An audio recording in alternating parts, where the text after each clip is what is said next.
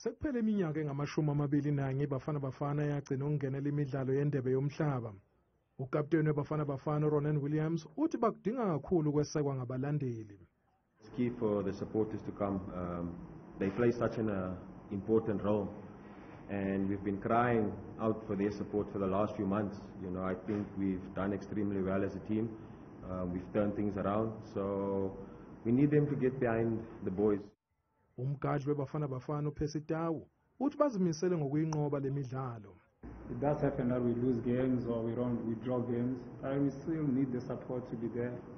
Because it shouldn't only come in when we win or we go to AFCON or to the World Cup. It should always be there with us. And now we will make sure that we do our best in the World Cup qualifiers to make sure that South Africans are happy. Umdlalo weBafana Bafana neBenin uzoqala ngehora lesithathu ntambama eMoses Mabhida Stadium.